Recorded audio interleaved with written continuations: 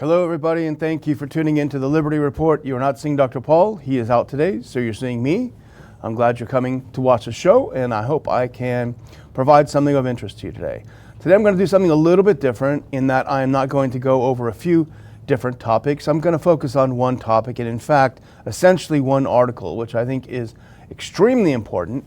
It came out in the New York Times yesterday, and of course, the New York Times being one of the two main regime publications, the other being the Washington Post, you have to read it like they read Pravda in the old days, which is what is the regime trying to tell us, what message is it trying to convey, rather than what truths are these journalists reporting. So we always have to sort of keep that in our minds as we're reading. But nevertheless, I use the word blockbuster a lot. I would call this a blockbuster story in that it reveals an enormous amount about the U.S. involvement in Ukraine from 2014 and before, which is important. And it really puts an end, or should put an end, to a few different ideas. The first one being that the Russian invasion about 2 years ago, this past week, was completely and totally unprovoked. And I'll provide a couple of points, I think, that backs that up. But first, let's have a look at the headline of the article. This came out on yesterday in the New York Times. The Spy War, how the CIA secretly helps Ukraine fight Putin. Now, from the cover, you wouldn't imagine it being that awfully important or containing a lot of background information. It just sounds like something that's happened recently. But I want to turn a little bit to someone that I respect, Ivan Kachinovsky, who is a professor of political science at Ottawa University. Very smart guy, was at Harvard and other places, an expert on the Maidan coup of 2014. I think, in fact, he's written a book or a dissertation on it. But nevertheless, here's some of his reading of the article. Now, he says, there's more confirmations of the proxy war and Ukraine as a U.S. client state since the Western-backed overthrow of Ukrainian government 10 years ago. Here's a quote from the article. The CIA and other American intelligence agencies provide intelligence for targeted missile attacks, track Russian troop movements, and help support spy networks. A secret nerve center of Ukraine's military is almost fully financed and partly equipped by the CIA. Quote, 110%, General Sergei Dvoretsky, a top intelligence commander, said in an interview at the base. So remember that when you're seeing this, the CIA involvement in helping Ukraine fight Russia is not something that happened in 2022 when Russia went in. It wasn't an attempt to help a plucky democracy who had been invaded by a neighbor, as the narrative, promoted ironically by the New York Times itself, has said, but rather this is a 10-year underground secret war that the CIA, in collusion with the Ukrainians, have waged against Russia.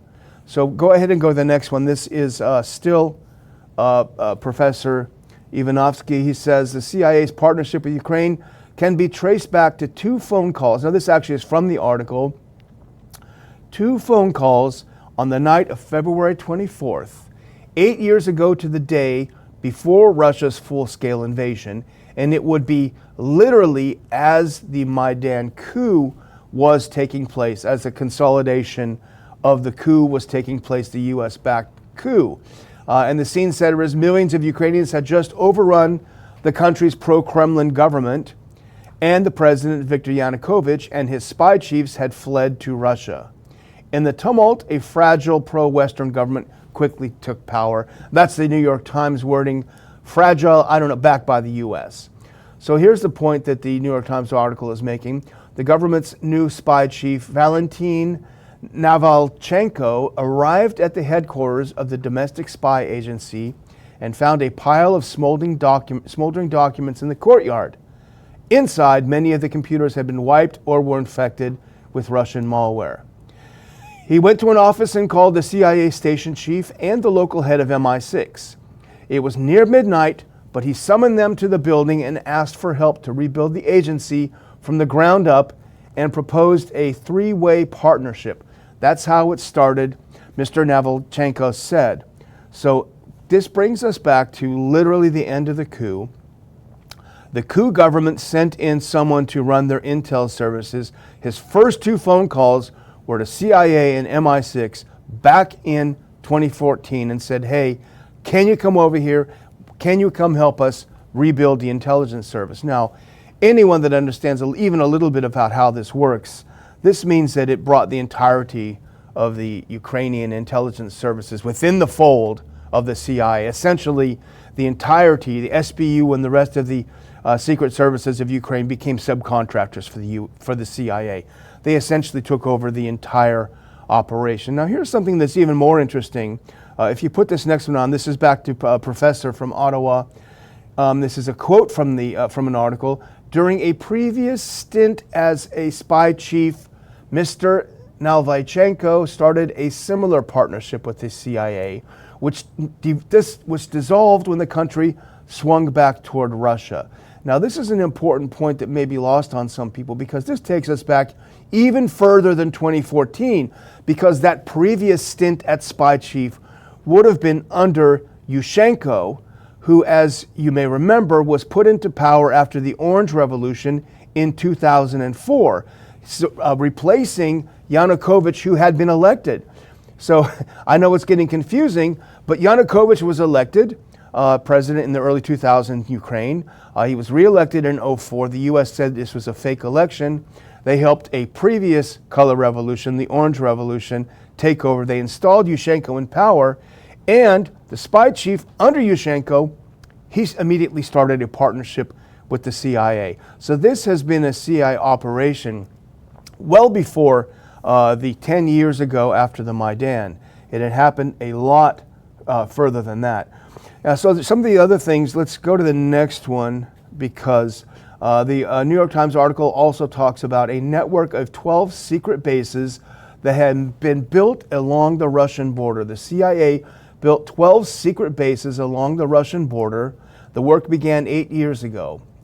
These intelligence bases, from which Russian commanders' communications can be swept up and Russian spy satellites monitored, are being used to launch and track cross-border drone and missile attacks on Russian territory. So the CIA has bases on the border of Russia from which it is coordinating the launch of drone and missile attacks inside of Russia. This is what's happening. Now, remember what happened when in the U.S. when we thought there was a Chinese balloon spying on us from the air. Of course, America was in a panic. The president was ready to go to war with China, of course.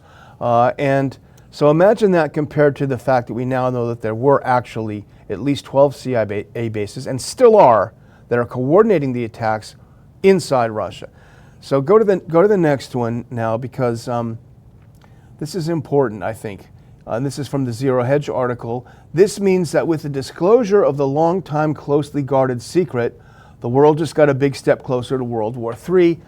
Given it means the CIA is largely responsible for the effectiveness of the recent spate of attacks, which have included direct drone hits on key oil refineries and key infrastructure.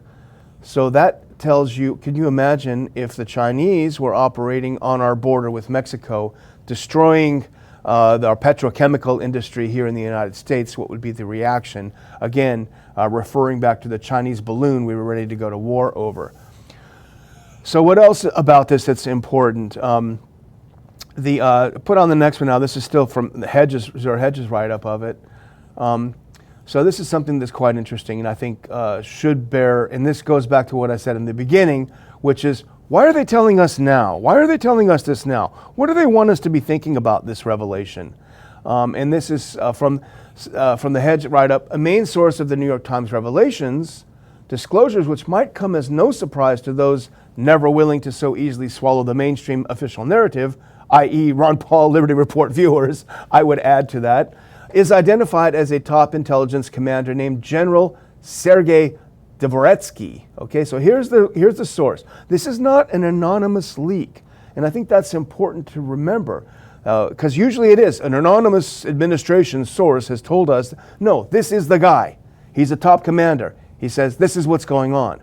And so Hedge correctly interprets it, saying, clearly Kiev and Washington now want the world to know of the deep intelligence relationship they tried to conceal over the past decade. For sure, Russia knew about it, of course, but certainly concealed from the American people. After all, we're just, keep that up if you can. After all, we're just paying for it.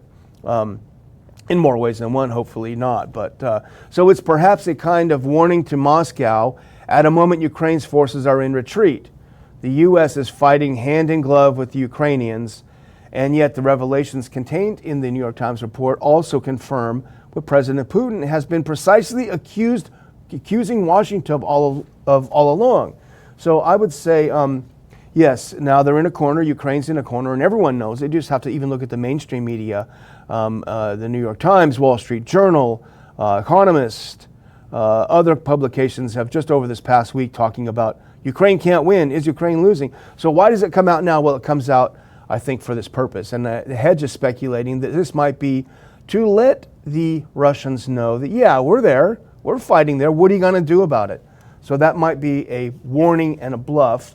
Of course, the whole thing may be fake and they may not be there. And the whole thing is completely a bluff. But I think the point that we have to keep in mind is that this is probably meant to deter Russia from what they are in the process of doing. We talked about it last week on the show, that they took Avdiivka. They're advancing on all the fronts. The Ukrainians have run out of weapons. They've run out of bullets. They've run out of men. They got guys in their 90s fighting. They've got mentally handicapped people fighting. They've got pregnant women fighting. There's no one left to fight. Yet, of course, the neocons in the U.S. say, come on, keep going, keep going, keep fighting. Well, there's no one left. So this might be a kind of a desperation move to say, hey, we're there. You know, do you want to party? Could be the case. Now, here's something else that was interesting in this. If you put the next one up, I think this is still from Hedge. So around 2016, the CIA began training an elite Ukrainian commando force known as Unit 2245, which captured Russian drones and communications gear so the CIA could reverse engineer them and crack Moscow's encryption systems. Now, this is interesting, and I highlighted this. One officer in the unit was Kirilo Budanov, now the general leading Ukraine's military intelligence. So let that sink in for a second. What that means is Budanov is essentially a CIA asset and has been since he was collaborating in 2016. He's an agent of the CIA who happens to be the head of the military intelligence in Ukraine. That shows how intertwined the U.S. government is, the secret services are in this whole game. Now going back to the beginning, you go to this next one. Now this is from Hedge, I think, as well. So we remember, Putin has long blamed Western intelligence agencies for manipulating Kiev and sowing anti-Russian sentiment. Putin has said for years and years, you're involved with this, the U.S. is involved in this, you're provoking this, and of course, what was the reaction of the U.S. mainstream media and the neocons every time Putin opened his mouth? Oh, look, this guy's crazy, this guy's lying, he's full of you-know-what. Even Biden said last week he's a crazy SOB. Well, it turns out he was telling the truth when he said all this. In our own media that had been lying to us, New York Times lying to us for all these years, now finally admits it, what's happening. So I think this is an incredibly important revelation that should be really deeply considered. I think anytime you hear anyone else from the media now say unprovoked invasion, you should say, oh, really? Unprovoked. Now, the last thing I want to talk about, because I'm going to make it a short show today, is something that I think is extremely important about the article. And this is from the Hedge write-up. If you go to this next one, this is the subhead is a stunning admission, tiptoeing around Trump. Because you see, they're talking about a 10-year program. That would take us from the Obama administration, and of course the point man for Ukraine in the Obama administration was a Joe Biden who still could think and talk. So remember that. He wasn't always like this. And he had as his sidekicks Victoria Nuland and Tony Blinken, among others. So that was the crew. That's the one that started it. But you had this weird 4 years where President Trump was in power, wasn't supposed to win. There was a fear that he might ruin Project Ukraine for them. So what did they do? Well, put it back up. They tiptoed around Trump. The CIA, the U.S. intelligence community, tiptoed, i.e. defied their boss, the president. And here's what they write. Among the most interesting and curious moments of the New York Times report is a description of the CIA's program's expanse under the Trump administration. The report suggests that the true scope may have even been hidden from Trump. The Russian hawks in his administration quietly did the, quote, dirty work, we are told. Now go to the next one. The report emphasizes, but whatever Trump said and did, his administration often went in the other direction. And we talked about this on the Liberty Report over and over. It doesn't seem to matter, didn't seem to matter what Trump said. His administration did something different. They did what they wanted to do. Now going back to the quote, this is because Trump had put Russia hawks in key positions, including Pompeo as CIA director and Bolton as national security advisor. Well, that was a boneheaded thing to do when we talked about it at the time. But this is what they did. They simply ignored their boss. And so here's a further quote. They visited Kiev to underline their full support for this secret partnership, which expanded to include more specialized training programs and the building of additional secret bases. So Trump is getting elected saying, what's wrong with getting along with Russia? Why do we need to provoke Russia? Why do we need a war with Russia? The entire time he's president, his own intelligence community is continuing in expanding a secret war with Russia. Now you could say it's Trump's fault because he should have got a handle on these people, and that's true. But remember what Schumer said, they have 7 ways from Sunday to get back at you if you tangle with the intelligence community, and that may be part of what's happening. But the other thing that's interesting, though, if you think about that first impeachment, what was Trump impeached for?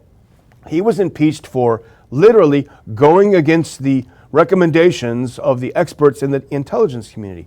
I think, maybe it's true, maybe it's not, I think Trump knew the gig was up, he knew what was happening, and it was a last-ditch effort to prevent them from doing what they were doing by trying to cancel the assistance to Ukraine, that final assistance, which people like Vindman, a Ukrainian, someone who hates Trump, who was working inside the White House and spilled the beans, blew the whistle, basically made up a bunch of lies about Trump to get him impeached. Trump was trying to go against what the intelligence community was doing in Ukraine, i.e. provoking war with Russia. And for that, he ran up against the third rail. And the third rail is the deep state. And the deep state did his best to take him down. Now, this isn't praise for Trump because he did a lot of terrible and dumb things. However, it just goes to show the extent to which they will go to make sure that U.S. foreign policy is completely aligned with what the deep state wants. And what the deep state wants is war, war, and more war. So keep that in mind. It's a very dangerous situation we're in now, and I think we're in the beginning of a very serious escalatory phase in Ukraine, now that the neocons are getting more and more desperate. So I will close by thanking all of you for watching the Liberty Report. We will both be back in the saddle again together very soon. Thank you for your patience while Dr. Paul is away. See you later.